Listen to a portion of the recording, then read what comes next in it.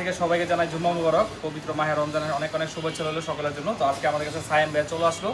উনি ওনার বন্ধুর জন্য কিছুদিন আগে R15 M এর একটা তাসলকের প্রিমিয়াম ডিভাইস ন্যাকজা এলিট গোস্ট লাগাইছে। আমি বরাবরই বলতেছিলাম যে বাইকার বাইরা অন্তত পক্ষে কেউ জিপিএস সহ বা জিপিএস ছাড়া একটা হইলেও আপনারা লাগান, যেন গাড়িতে ধরলে শব্দ করে। তো এই জাতীয় ডিভাইসগুলো, তো আমি এই যে বাইকে এটা লাগাই দেওয়ার পরে আমি যে ওনার কাছে দেখাবো কীভাবে কী করছে, ওনাকে সম্পূর্ণ থিওরিটা বুঝাই দিচ্ছি। ভাইয়া আপনাকে এটা চাবি ছাড়া স্টার্ট করে দেখান।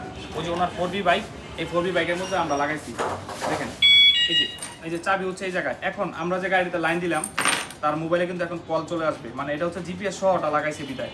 খেয়াল করবেন কিছুক্ষণের মধ্যে কল চলে আসবে। আর আপনার এই যে দেখেন, খেয়াল করেন গাড়িতে যখন মিটারের লাইন চলে গেছে মাই ব্যাগ থেকে কল আসছে। মানে আপনি যদি কোথাও পার্কিং করে যান, আপনি যদি গাড়ির শব্দটা নাও শুনেন, তাও কিন্তু আপনার মোবাইল আপনাকে নোটিশ করবে যে আপনার বাইকে কেউ টাচ করছে। আচ্ছা ভাইয়া আপনি একটু আমি দেখাই, এটা লক করছি ভাইয়া, সিটের মধ্যে একটা জোরে থাপড় দেন।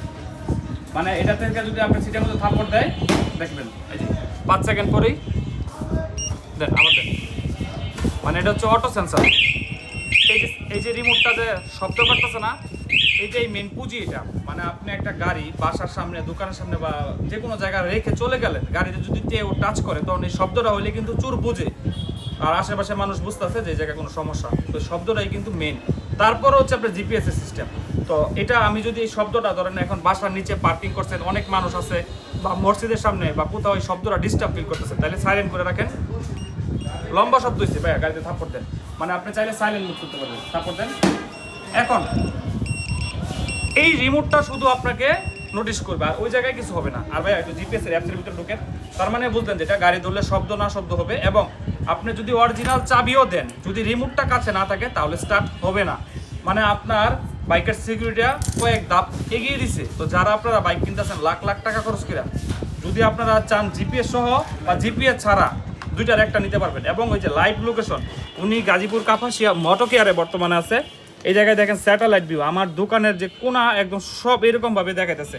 মানে এটা এখন উনি বাসায় চলে যাবে, বাসায় গিয়ে এই জায়গা থেকে যাওয়ার পথে কোন জায়গায় কত কিলোমিটার ব্যাগে চালাইছে, কোন জায়গায় স্টপেজ করছে, সম্পূর্ণ কিন্তু এটা উনি এটার মধ্যে দেখতে পারবে। এবং এটার মধ্যে লং টাইম হিস্টোরিও দেখা যায়। তো ভাইয়া আপনি তো ডিভাইসটা আপনার সামনে লাগাইছে, আগেও ফ্রেন্ড নিছে, আপনার কোনো ডিভাইসে তার কাটাকাটি হয়েছে? এবং আমরা তো রিয়েল লাইফ রিভিউ দেখে এক্সপিরিয়েন্স নিয়ে তারপরে আসতে লাগাইছি।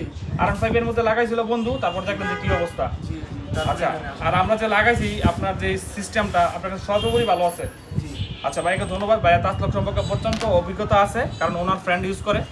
তো যারা আপনারা নিতে চান, এখন একটা কিন্তু আছে ব্যাটারির। কিন্তু যদি জিপিএস লাগান, গাড়ি যদি আপনি কম রাইড করেন, ব্যাটারি ইস্যু থাকবেই, এটা থাকতেই পারে। কিন্তু গাড়ি যদি বেশি পরিমাণ রাইড করেন কোনো সমস্যা নাই। তবে RTR এর বড় ব্যাটারি কোনো সমস্যা নাই। জিক্সের FI টেফাই এগুলা যদি কম ইউজ করেন, তাইলে আপনাকে এটা যদি দেখা গেছে আপনি 15 দিন চালাবেন না, জাস্ট ওই ব্যাটারির সাথে লাইন আছে এটা খুইলা ফালায় রাখলে, তাহলে ব্যাটারিটা ড্রেন হবে না। তো আপনি যদি মেনটেন করে চলেন কোনো সমস্যা না। আবার এই যে আপনার এই যে আমার ব্যাটারি লাইভ দেখাচ্ছে 13.5 ভোল্টেজ। আপনি বাসায় রাখছেন, এখন ভোল্টেজ যদি কমে যায়, এই জায়গায় দেখছেন কমছে, তাহলে কিছু স্টার্ট রাখেন, না চালালে ওই জায়গায় 10 মিনিট স্টার্ট দিয়ে রাখেন। তো ভাইকে ধন্যবাদ এত সুন্দর একটা ডিভাইস আমাদের কাছ থেকে নেওয়ার জন্য। বাংলাদেশে যে কোনো জায়গা থেকে কুরিয়ারে নিতে পারবেন। এই ক্ষেত্রে অনলাইনে যে সহযোগিতা দরকার আমি করে দিব। আসসালামু আলাইকুম।